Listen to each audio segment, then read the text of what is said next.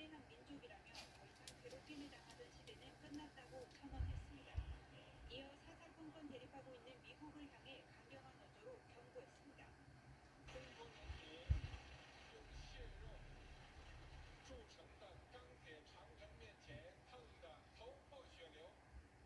내정 간섭에 정면 대응하겠다는 의지를 보인 겁니다. 대만과 통일하고 홍콩은 제대로 통치해야 한다고 주장했습니다. 高度自治的方针落实中央对香港、澳门特别行政区全面管制权。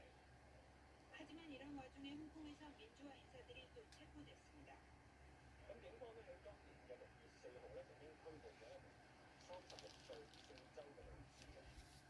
홍콩 전역에 경찰 10,000명을 배치해 삼엄한 경계를 폈습니다. 대만 당국은 중국이 밝힌 통일 의지를 받아들이지 않을 거라며 강력 반발했습니다. 이어집니다. 중국의 꿈을 실현하기 위해서는 미국과 빠르게 진행해야 합니다. 3차 성격 담화 부산 안창호함은 올해 기말기 발사체계 시험 평가를 완료하면 이달 해군에 인도될 예정입니다. 북한을 여러 가지 기술을 한다든지 북한을 자극한다든지 그다음에 환경 문제 이런 것 때문에 인도하고 나서 시험 훈련 때 쏘지 않을까 실제 타는 우리 군의 시작 미사일 기획 개발은 지난 10일 한국에서 샤워기처럼 우리나라 최초의 아까 배꼽 미사일이라고 말씀드렸는데 미사일 개발을 지시해서 78년 9월에 국방과학연구소 아동 시험장에서 드디어 개발 시험을 수행하고 저 앞에 박정희 대통령이 보고 있는 거예요.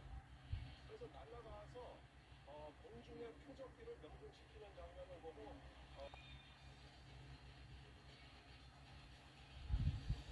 주는데 이 흑비라고 써 그때부터 박정희 대통령이 국방과학연구소에 엄청 자주 와가지고 직원들 숙소까지 다 돌봐주고 거기를 월급만 우리 자체 설계도를 갖고 한번 만들어본 자 우선 배꼽 미사일은 80kg라는 일에 일본이 관련 반응을 보이고 있습니다.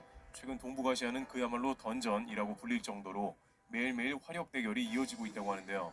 이제 중동의 화약고와 같은 별명처럼 동북아시아가 그야말로 군비 경쟁의 장이 된다는 전망이 나오는데 문제는 동북아시아의 군사 경쟁은 중동과는 비교가 안 될 정도이고 미국조차 손을 떼고 싶은 정도로 합니다. 현재 동북아시아의 군사력 경쟁이 심상치 않아져 가는 국면과 동시에 한국 대통령이 직접 전투기에 탑승하면서 강력한 메시지를 전했다고 하는데요.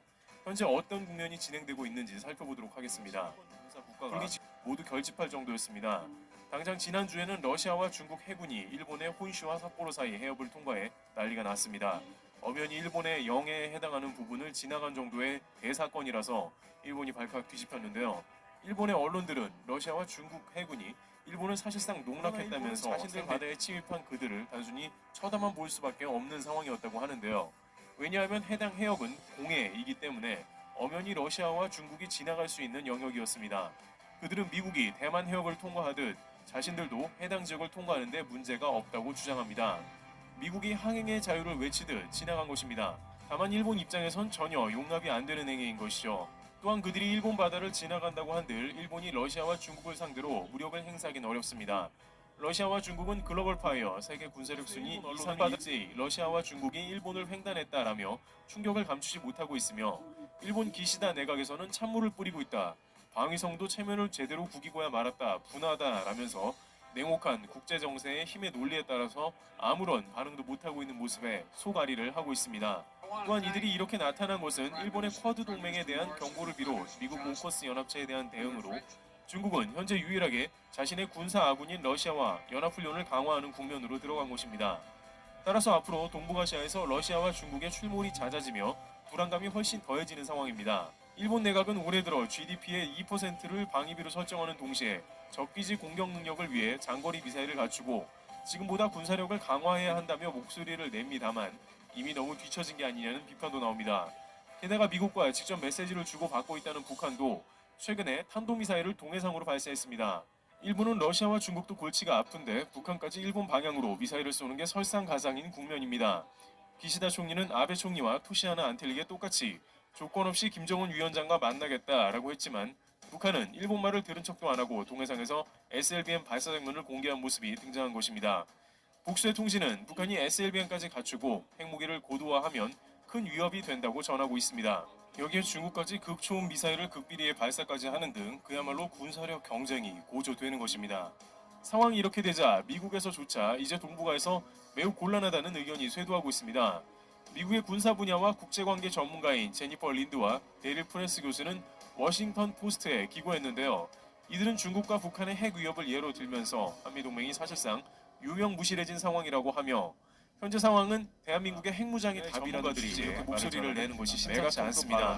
그들은 한국과 미국의 현재 파워로는 지정학적인 힘에서 밀릴 수 있다는 주장을 지속하면서 이제는 모두의 예상을 벗어나 대한민국이 독자적인 핵 개발을 감행하는 것을 지지해야 한다고 말합니다. 게다가 한국은 기술이 된다는 점도 있습니다. 한국은 미국의 승인만을 기다리는 관련 분야가 여럿 있습니다. 당장의 핵잠도 미국의 핵잠 개발 허락만 떨어진다면 언제 그랬냐는 듯 한국은 핵잠을 금세 선보일 것입니다. 한국의 핵탄두와 핵미사일을 만드는 기술은 미국의 관련 전문가들이 인정할 정도로 예비되어 있습니다. 하지만 결정적으로 미국이 한국을 핵무장시키려는 이유는 미국의 국익에 도움이 된다는 것입니다. 지금까지 미국은 한국에 엄청난 군수 물자를 판매하며 한국을 핵무장시키려는 이유는 미국의 국익에 도움이 된다는 것입니다. 지금까지 미국은 한국에 엄청난 군수 물자를 판매하며 한국의 정작 핵무기나 핵심 기술은 공개하지 않았습니다. 한국의 진정한 게임 체인저를 허락할 경우에 미국도 무기를 더 이상 팔기가 어렵기 때문이죠. 이 때문에 지금까지 미국에서는 한국과 북한의 긴장이 미국의 국익에 도움이 된다는 의견이 있었습니다. 힐러리 클린턴이 자신의 대선 유세 연설에서 그랬고 트럼프 대통령은 대놓고 방위비 증액을 요구했습니다. 전 세계 유일하고 가장 강력한 미국의 군사력을 제공할 테니 한국은 돈을 내라는 논리가 흐르고 있었죠. 그런데 최근 국제 정세가 중국의 급부상과 북한 핵무기의 고도화 때문에 크게 달라져 버렸다는 것입니다. 미국의 싱크탱크 카토 연구소의 더그 수석 연구원은 한국에 핵우산을 제공하지 말아야 한다고 주장합니다. 이는 미국의 핵무기를 사용함으로써 한국을 보호하다가 미국이 오히려 북한 등의 공격을 당할 수 있다는 것으로 한국을 보호하려고 핵무기를 쓰는 것은 궁극적으로 미국 본토가 극도의 위험에 처하는 것을 의미한다고 전합니다. 즉 전문가들은 이제 한국의 핵우산 제공보다 한국의 핵무장이 미국의 국익에 도움된다고 판단하는 것입니다. 또한 미국이 앞으로 주한미군 철수 혹은 동북아시아의 군비 감축을 단계적으로 실행하는 주문도 나오는 것이죠. 일본은 한국의 핵무장 논의가 이루어지는 것에 대해서 내심 놀라면서 반대의 입장을 표명한 것으로 보입니다. 한국까지 핵무장을 하면 일본은 그야말로 동북아에서 최약체 군사국으로 전락할 수 있다는 우려 때문이죠. 그런데 일본 언론은 북한의 동해 SLBM 발사 소식을 전한 지 불과 하루도 안 되어 더욱 충격적인 뉴스를 듣게 됩니다. 바로 한국의 대통령이 직접 전투기를 타고 공항에 내리는 장면이 포착되면서 논란이 된 것입니다. 아베 전 총리 같은 경우에는 자신의 힘으로 탱크도 스스로 들어가지 못하는 장면이 유출되는 등 애초에 특전사 출신인 군필 문 대통령과 비교가 되면서 마마보이라고 일본 누리꾼들에게 불리운 바 있습니다만 아무리 그래도 대통령이 직접 전투기에 탑승하는 것은 매우 이례적인 장면이라 크게 주목받은 것입니다. 이는 실제 대한민국 대통령 중 최초로 있는 일이며 애초에 언론에 알려지지도 않은 것으로 보입니다.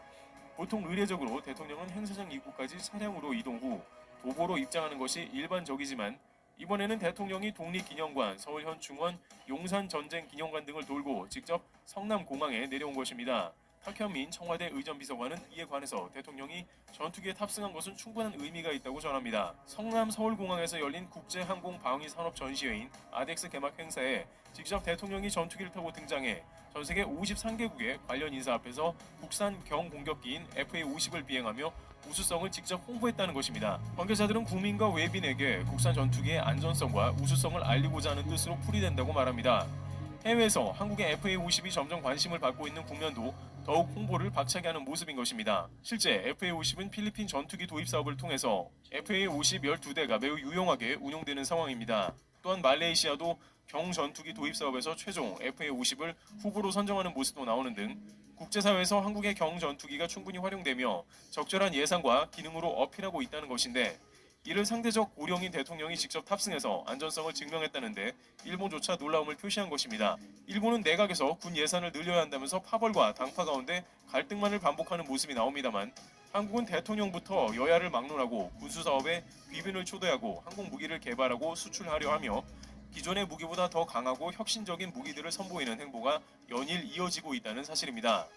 그런데 청와대는 문 대통령의 비행을 위해 비상 상황에 대비한 경호 및 복귀 계획을 수립했다고 합니다만 문재인 대통령은 비행 후 연설에서 바로 어제 북한의 SLBM 발사를 비웃기라도 하듯 폭탄 발언을 합니다. 대통령은 기념 행사 연설에서 미래 전쟁 양상을 바꿀 게임 체인저 기술 개발에 투자하겠다고 한 것입니다. 그러면서 2026년까지 방위력 개선비를 80% 확대하고 부품 국산화 지원금을 4배 늘리겠다고 발표했습니다. 그런데 이러한 상황에 대해서 가장 먼저 일본 복수의 언론과 누리꾼들이 반응하는 모습이 목격되는데요.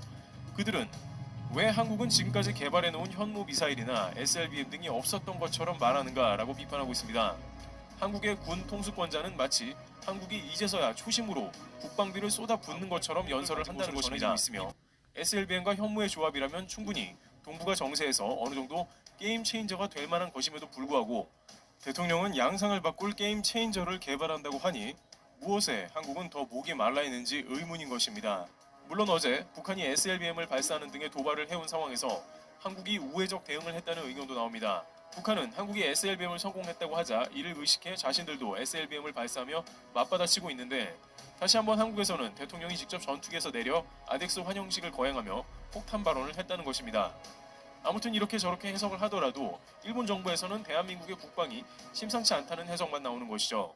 특히 미국에서 대한민국 핵무장 이야기가 슬슬 싱크탱크에서 서서히 수면 위로 떠오른 상황과 동시에 한국이 그에 맞춰 미래 전쟁의 양상을 아예 바꿔버릴 게임 체인저를 개발한다는 대통령 발언은 의미심장합니다. 이는 더 이상 미국에만 국방을 의지하지 않겠다는 기조를 더욱 강화하는 흐름과 일치하는 것입니다. 많은 군사 관계자들은 한국이 현재 진행하는 각종 군수사업 규모가 매우 커질 것으로도 예측하고 있습니다. 전투기도 FA-50에서 KF-X로 본격 진화하고 있으며 스텔스 기능도 대폭 추가가 되는 것은 물론이고 경항모에서 중대형 항모로 진행이 되는 동시에 핵잠까지 일굴 수 있을 것으로도 관측하는 것이죠. 여기에 핵무장까지 된다면 당장 중국 입장에서는 한국과는 무역만 편하게 하자고 나올 것으로 보이며 북한과의 힘 겨루기에서도 대등해져 더 이상 북한의 군사적 도발은 목격하기 힘들어질 것으로 보입니다. 일본은 미국의 제재 가운데 묶여 한국 독도 도발 등은 감행할 재간이 없는 상황으로 치닫게 될 것입니다. 적지 이슈가 되는 것으로 파악됩니다. 대한민국의 자주 국방이 한국을 강화시키고 주변국에 작은 틈도 주지 않는 강력함이 될 것으로 보입니다. 트리블TV였습니다. 마하 10의 속도로 내리꽂는 고위력 탄도미사일이 실험됐다는 분석이 나옵니다. 놀랍게도 이것은 미국 국방부에서 개발을 하다가 윤리 논란으로 개발을 포기한 신의지팡이라는 분석이 나와 거대한 충격을 주고 있습니다. 국토전략TV 에서 거대한 탄소막대기가 지상에 내리꽂아지는 순간 나라 하나, 아니 대륙 하나가 통째로 사라질 수 있을 만한 파괴력을 지닌 무기가 있습니다. 바로 신의지팡이입니다. 미국 국방부에서는 이 신의지팡이 개발을 진행하려 하였으나 윤리 논란으로 개발이 중단됐습니다. 자칫 전 지구의 멸망을 초래할 수 있다는 논란 때문입니다. 현재 미국은 일본으로부터 히로시마, 나가사키 원폭 투하를 비롯해서 비키니 섬 핵실험으로 인한 일본어부 방사능 피폭에 대한 윤리적 논란으로 인해 비판을 받고 있으며 일본 측에서는 미국의 핵무기 사용 등에 관한 국제적인 반대 여론을 펼쳤습니다. 이 때문에 미국에서는 핵무기 개발뿐 아니라 인류를 없애버릴 수 있는 신의지팡이와 같은 대량 살상 무기 개발을 주저하고 있는 상황인데요. 이 때문에 신의지팡이와 같은 대량 살상 무기의 개발은 핵개발뿐 아니라 핵무기 사용을 내며 있습니다. 그런데 미국 대신 한국이 이 신무기 개발에 나섰다는 분석이 나오고 있습니다. 아직까지 급비사항에 붙여지고 있으나 일부 전문가들은 최근 한국에서 개발 중인 현무계열 미사일 중에 가장 두껍고 길쭉한 미사일인 탄도 중량 8톤에 이르는 괴물 미사일이 바로 신의지팡이가 아니냐는 분석이 나옵니다. 신의지팡이 무기를 발사하기 위해서는 인공위성에서 발사를 해야 하는데 미국에서는 한국의 탄도미사일 중량 해제 조치를 진행하며 우주발사체 고체연료 제한 해제가 동시에 이뤄지게 된 것입니다. 이에 발맞춰서 최근 우리 공군은 참모총장 직속의 우주센터가 신설되어 우주군 참설에까지 목전앞에 온 상황입니다. 것으로 관측되고 있습니다. 이 개발과 동시에 미국 싱크탱크의 보고서에서는 한국의 핵무기 개발 당위성에 관한 보도가 나와 이 미사일이 정말 한국군의 전술이며 자유통일을 눈앞에 둔 시점에서 중공군이 내려오는 바람에 38선 이남까지 밀리는 상황에 직면했었습니다. 그 당시 미군은 만주 핵폭격을 진행하여 한국은 압록강 두만강까지 진격하여 자유통일뿐 아니라 만주고토 회복까지 할 수 있었던 절호의 기회였는데요. 안타깝게도 핵무기 사용이 불가능해지면서 지금의 한반도는 반으로 쪼개지고 말았습니다. 그 이후로 한국은 자체 핵무장을 매번 시도해왔으나 매번 좌초돼 왔습니다. 현재 미국은 핵확산 금지 조약을 따르는 국가로서 그동안 한국을 미국의 핵우산안에 포함시켜서 한국의 핵 보유를 강력하게 반대해온 나라 중 하나입니다.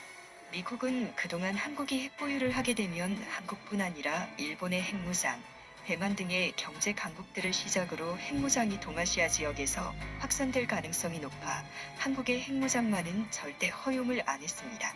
특히 가장 큰 반대를 하는 나라는 다름 아닌 한국을 침략했던 일본인데요. 한국이 핵무장을 하게 되면 당장 큰 위협에 빠지는 것은 일본이기 때문입니다. 한국뿐 아니라 일본을 동맹국으로 둔 미국으로서는 한국의 핵무장만큼은 용인이 안 됐던 겁니다. 그런데 미국의 그 입장이 최근에 많이 달라진 것으로 분석되고 있습니다. 미국 다트머스 대학교 제니퍼 린드 데릴 프레스 교수는 지난 7일 워싱턴 포스트에 기고문을 올렸습니다. 한국은 자체적인 핵무기를 보유해야 하나라는 제목의 내용으로 한미동맹은 현재 북한과 중국 같은 핵보유 국가들로부터 큰 위협을 받고 있고 한국은 독자적인 핵무기 개발에 나서야 한다는 내용입니다. 현재 북한은 미국 본토까지 타격 가능한 핵미사일 능력을 갖추고 있고 당장 수천만 명의 시민이 거주하는 서울에 핵무기를 떨굴 수 있는 상황으로 한국은 NPT 핵확산 금지 조약 10조에 나오는 자국의 이익을 위태롭게 하는 비상사태 시 핵확산 금지 조약 NPT를 탈퇴할 수 있다는 내용을 근거로 해서 합법적인 한국의 핵 보유가 가능하다는 의견을 내놓았습니다. 사실상 미국의 핵심 싱크탱크 차원에서 한국의 핵보유가 점차 허용되는 문이 열리고 있는 상황인데 이에 발맞춰서 우리 국방과학연구소에서는 전술핵 무기에 가까운 신의지팡이의 모델로 분석되고 있는 무기를 개발하고 있다는 분석이 나옵니다. 이러한 전문가들의 분석이 맞다면 사실상 한국은 미국과 대등한 수준의 군사력까지 갖출 수 있다는 분석까지 나오고 있습니다.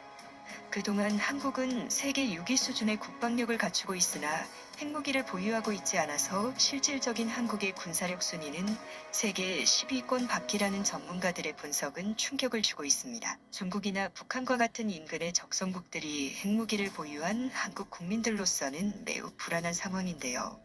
이것은 한국 국민뿐 아니라 한국을 최전방처럼 여기고 있는 미국이나 서방 국가들에게도 위협이 되는 일로 한국의 핵무장은 불가피한 상황입니다. 그런데 한국이 신의지팡이를 보유하게 된다면 방사능 후유증이 없는 비교적 친환경적인 전술무기를 갖게 됨으로 인해서 국제적인 비난을 피할 수 있고 핵무기를 보유한다고 하더라도 NPT 조약 10조항에 나오는 자국의 이익을 위태롭게 하는 비상사태에 준하는 상황이기 때문에 한국의 전술무기 보유는 합법적일 것이라는 핵심 싱크탱크의 의견이 전술무기는 핵무기보다 더욱 위력적이고 장점도 많습니다. 그뿐 아니라 빠른 속도로 인해서 요격이 사실상 불가능할 뿐 아니라 파괴력과 대비해서 방사능 등 환경오염이 덜하다는 장점도 있습니다. 또 점차 지하 핵방공호가 시설이 깊어지고 강력가 더 현실적일 것이라는 주장도 나옵니다.